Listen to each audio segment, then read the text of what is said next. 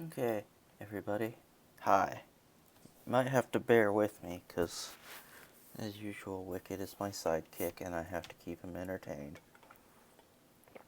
But he seems pretty distracted right now.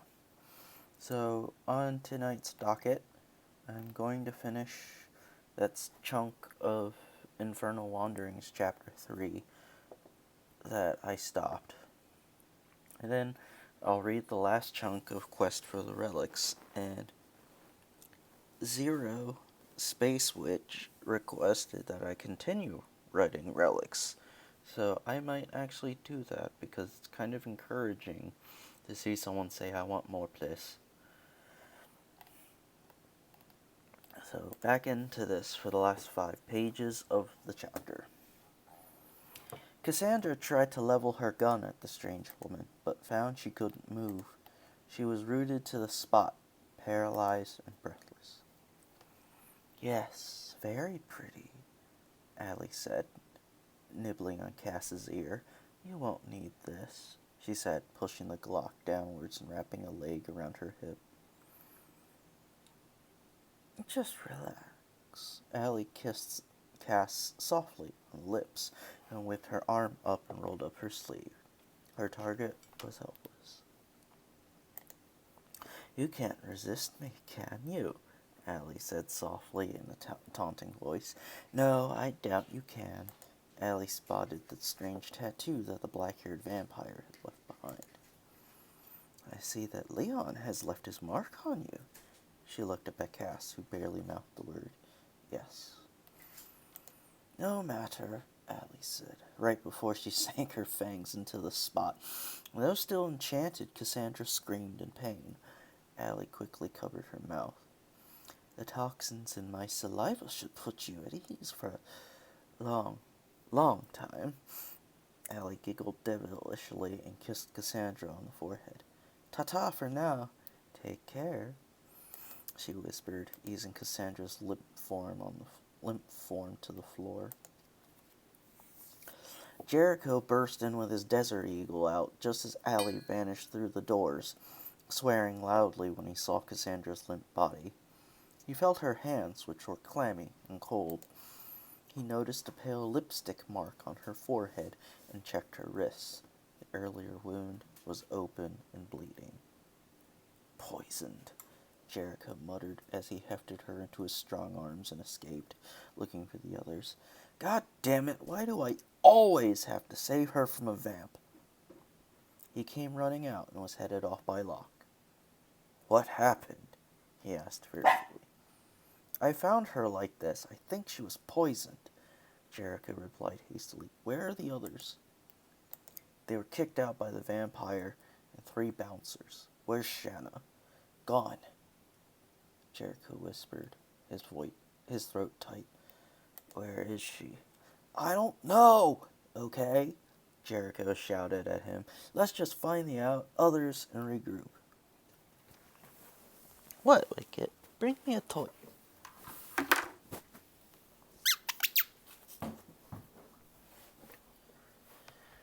Locke led the way, the club's other patrons gasping and pointing as Jericho passed by, with Cass in his arms. She passed out after a little too much drinking. Excuse me, he apologized as he pushed past the staring crowd. Can this chair go up any higher?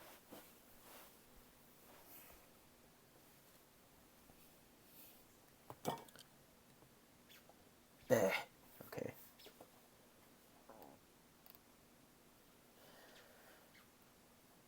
Locke whipped out his cell phone. Yes? Jeremiah, where are Brandon and Jake? In the car. I picked them up as soon as they were ejected from the club. Is Shanna safe? No, I believe Eigden has her, and Cassandra has apparently been poisoned.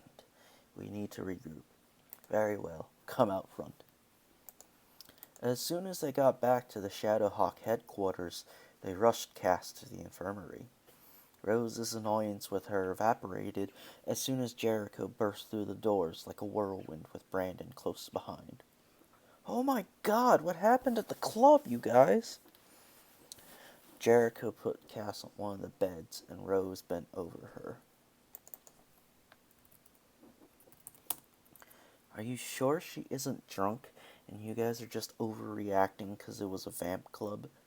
No, Jer said frantically. She was poisoned. How? Rose asked skeptically. Does it matter? Brandon and Jericho yelled at the same time. Just do something. Help her. Okay, Rose said firmly, pulling on a pair of latex gloves. I'll need my space. Bran went over to a chair and slumped over with his face in his hands, while Jericho dashed off to his room again, panting heavily.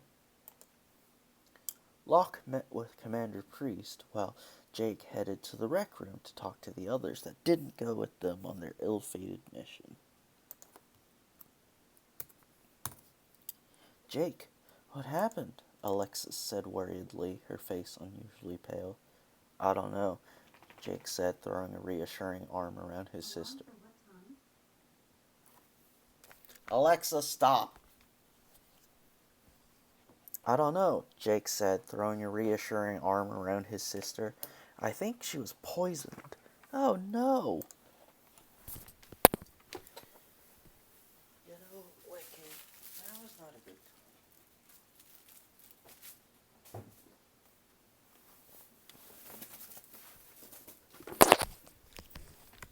As I suspected, this story is going to trigger the shit out of my Alexa.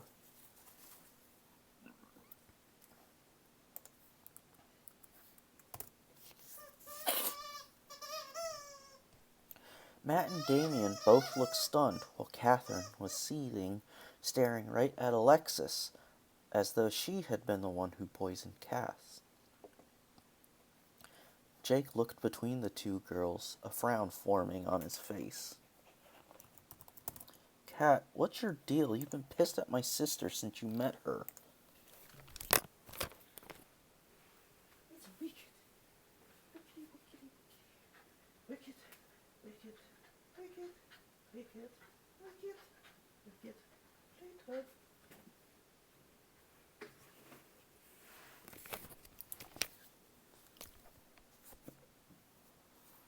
You wanna know? Cat answered furiously. Fine. Since that time you rescued me from those chains, I've liked you, okay? More than that, I felt like I had fallen in love with you. Ah, bullshit, Jake roared, suddenly crimson in the face. Alexis actually shrank away from him. Are you fucking insane? Your old best friend was just poisoned and that's all you can think about?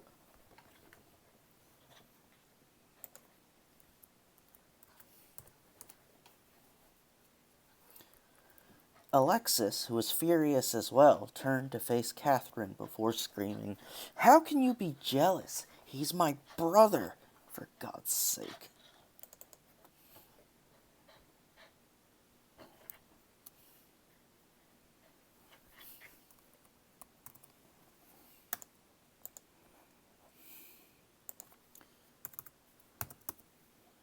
At this point, Damien stepped in. Look, we're all about to get into one hell of a fight.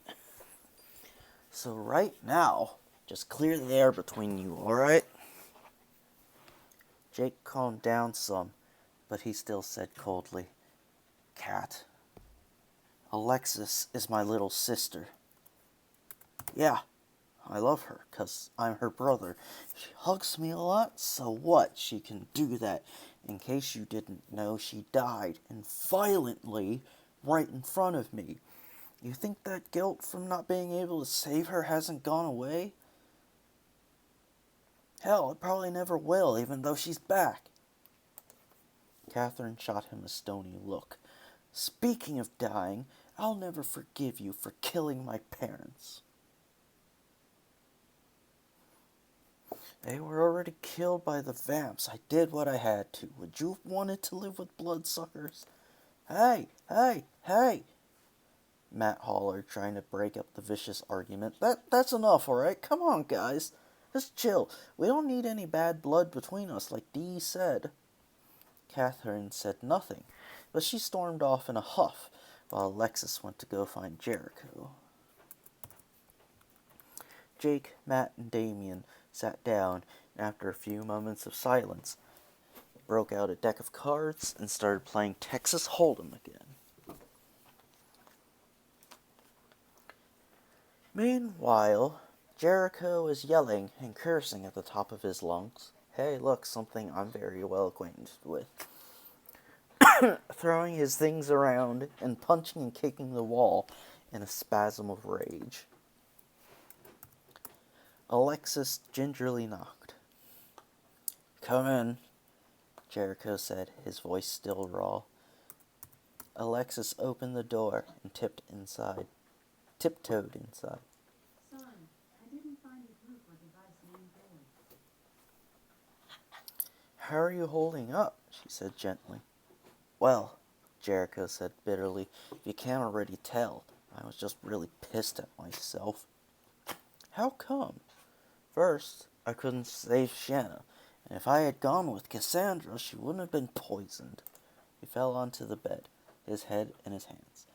God, this day couldn't get any worse, could it?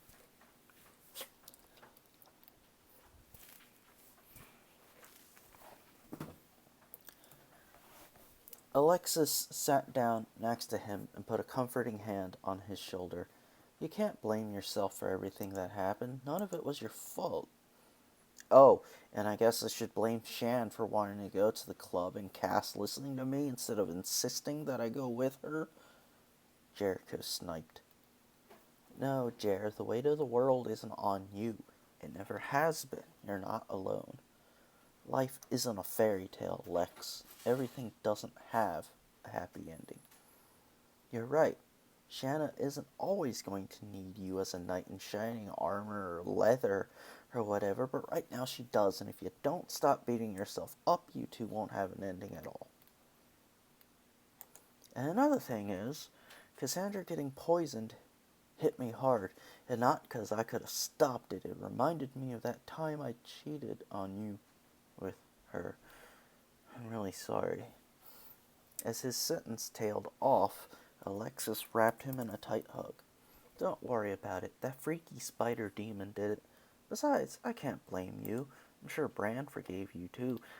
Yeah, if he's forgotten about it. She let go of Jericho and put her hands on the side of the bed, swinging her legs back and forth. Knowing him, he probably did a long time ago. He finally laughed. Thanks, Lex. You always know how to cheer me up. She laughed too. That's what I'm for, Jericho. She poked him in the chest. And don't you forget it. Ow, he said. He swung at her playfully. I won't, 'cause I've got your nose, he cackled. Alexis stuck out her tongue at him, and they collapsed in raucous peals of laughter. Their fun was stopped when they heard a stern cough. They looked up to see Locke standing in the doorway. Jericho, Alexis, collect your gear and meet me in 10 minutes.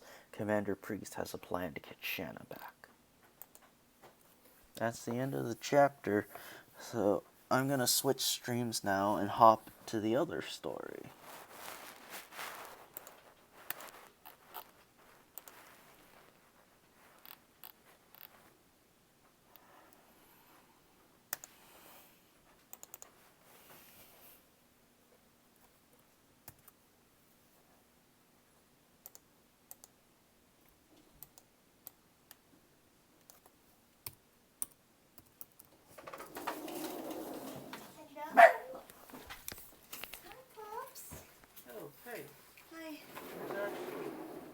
Where's Ashley? Door dashing with Beth. Oh. Hi. Oh my goodness. Hi, babies. Hi. You've got freaky good timing. I just finished one part of my video and I was about to jump into the next part. Oh. Good. Yay for freaky good timing. Hi. Did your puppies eat? Did the puppies eat? Huh? Yeah. Oh, cool. Yeah, I fed them and walked them and all that. Yay.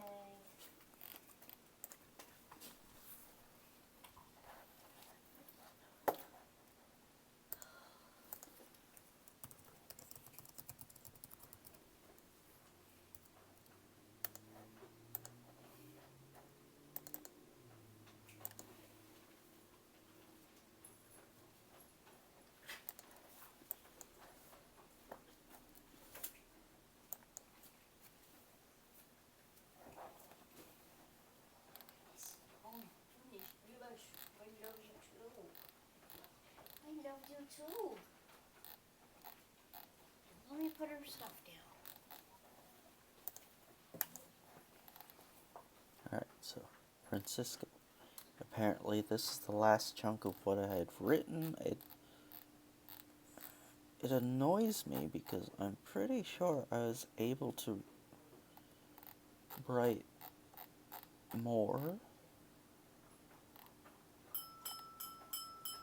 But maybe I'll just have to pick up from where I left off and make shit up as I go, because that's more or less what I was doing before.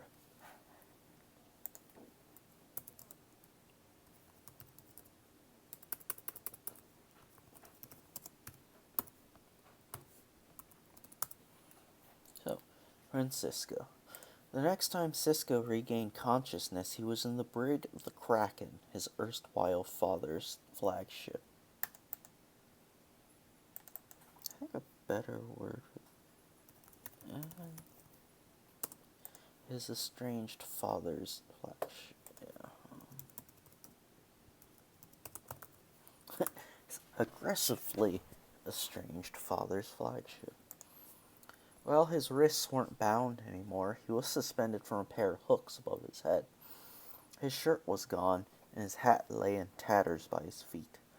There was no sign of his weapons or his baldric. Around him stood his other 7 brothers. His 7 other brothers? I did not notice that mistake before. Bolivar, Camilo, Dimas, Eduardo, Geronimo, Hernando, and Iker. Each of them held a cat 9 tails. They all gave identical cruel grins when they noticed he was awake. Then, without speaking, they each took turns whipping him. Nobody spoke, they just wailed on him.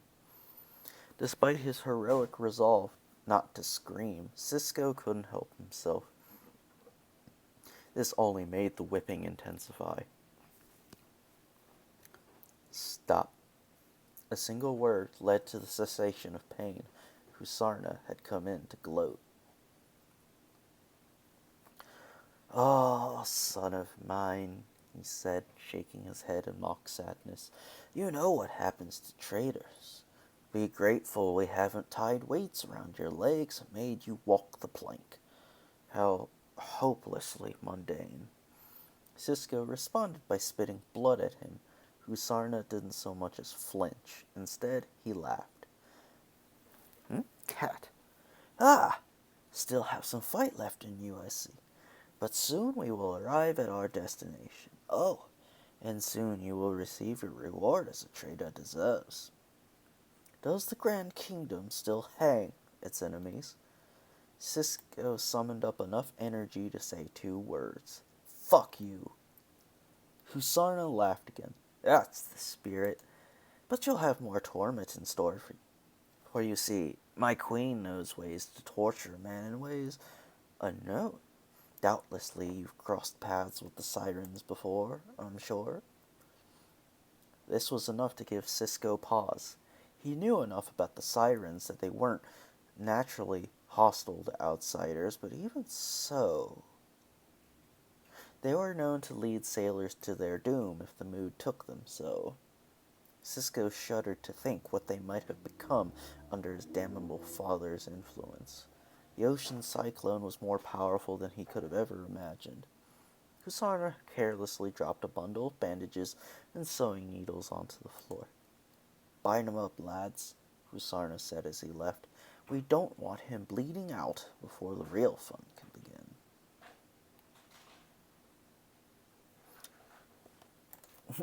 After that, the next.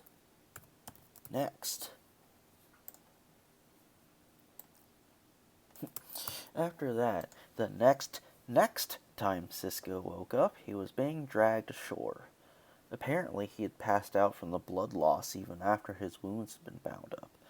He wasn't surprised to see the crystal spires of Versi in the distance, so they had come to the city of the sirens, such as it was. He knew there was another city hidden deep below the sea where only they could go. The gates were adorned with sea glass, coral, and various shells. Sand stretched as far as the eye could see. Flags and pennants, mainly with the emblem of the bronze hand, whipped in the salty air. The gates opened at a single command from Husarna. There was no garrison present, at least not one Cisco could see. He was still struggling to remain upright and coherent, with his back still stinging from all the punishment he had endured. Every time he stumbled, he got another punch in the ribs. Finally, they emerged into what looked like the main square. A throng of people stood solemnly by a statue of a goddess garlanded with seaweed, a shark-toothed necklace around her neck visible above her stone robes, which seemed to flutter in the wind. It took Cisco a moment to realize that everyone gathered around the statue was an entrancingly beautiful woman. The sirens were all clad in blue saris with green sashes. If any men were around, they certainly weren't in the square.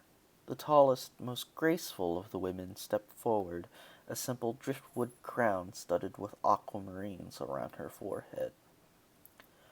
"Welcome, Francisco de Soto. We've heard so much about you." The queen's hoarse voice sounded like the surf crashing along the shore, with a quiet fizzle of foam detectable there as well.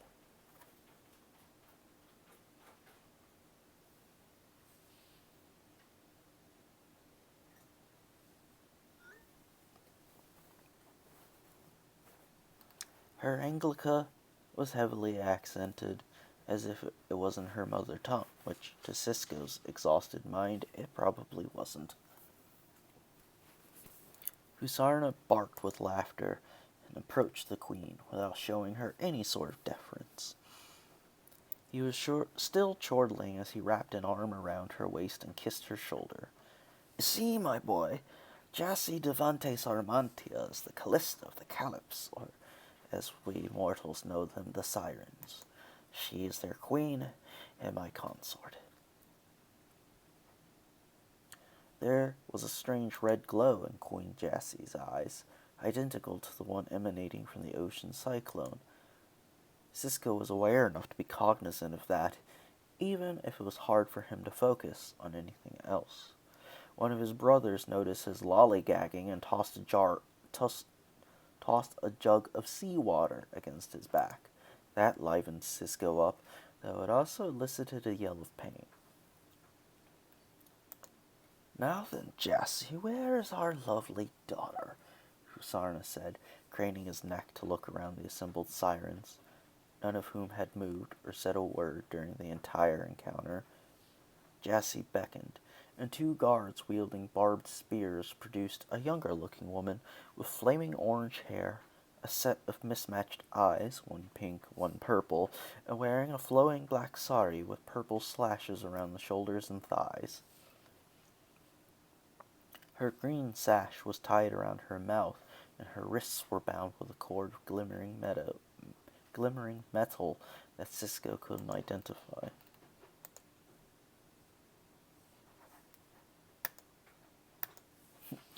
"Nadine Ariel Sarmantia, our princess. Come now, don't be shy.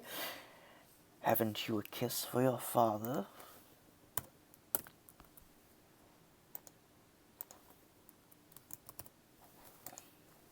The guards removed the sash from around her mouth so that she could speak.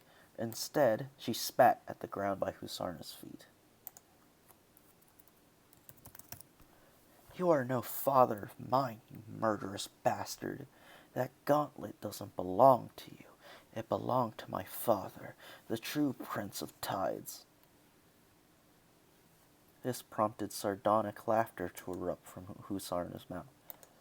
"Prince of Tides? What a quaint title for the bygone Grand Prince of Oseron. Hear me, little one. I am Grand Prince now, and you will obey me." He lifted her chin with a bronze hand as it gave off a faint metallic whirring noise. "Away with her!" he shouted to his minions. The same two guards who had produced Nadine took her away deeper into the city. Nadine struggled to get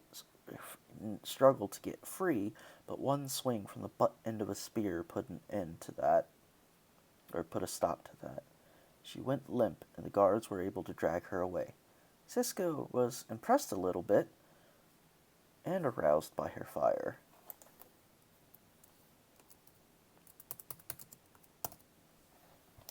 Husarna turned and glared at his pirate brethren.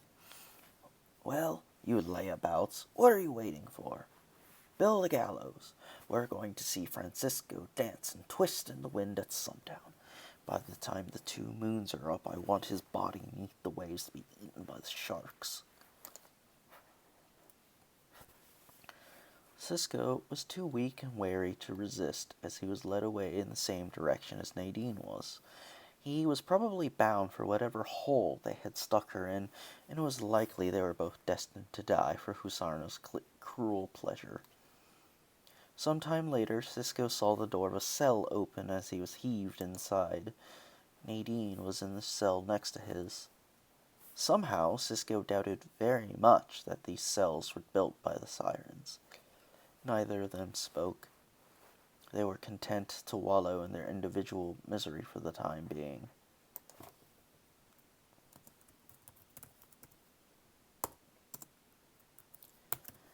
Hey, anyone remember that scene from the Bond movie GoldenEye, where Bond and Natalia are in cells next to each other and they both manage to escape? That's more or less what I was going for in this sequence.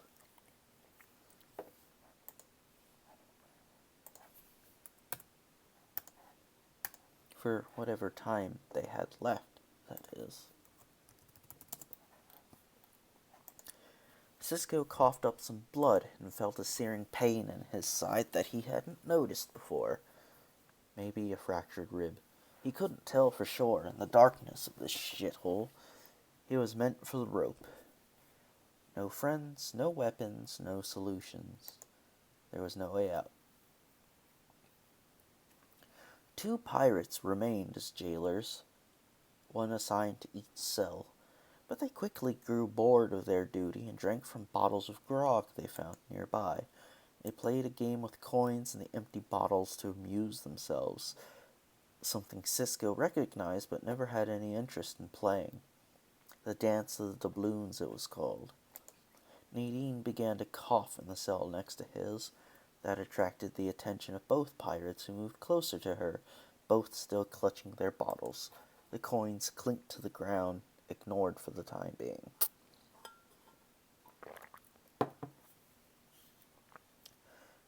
Nadine managed to snatch the keys from the pirate in front, who wrestled with her to get it back until she took hold of the bottle and smashed him over the head. She tossed the keys to Cisco, who caught them and set about unlocking his cell and clambering through the door. The adrenaline of the moment washed away his fear and exhaustion. He clonked the other pirate with the other bottle and let Nadine out. They stole the jailer's gear, and then they both raced out of the jail and back towards the plaza, where a gallows fitted with 2 nooses stood at the ready, only waiting for the next victim. "Well, this won't do," Cisco muttered. He turned to Nadine. "Unless you've any other ideas." And yet again, I could have sworn that I'd wrote more, but I guess maybe the changes didn't save, or I was just imagining things, because I got stuck. But that's the end of the quest for the time being. So,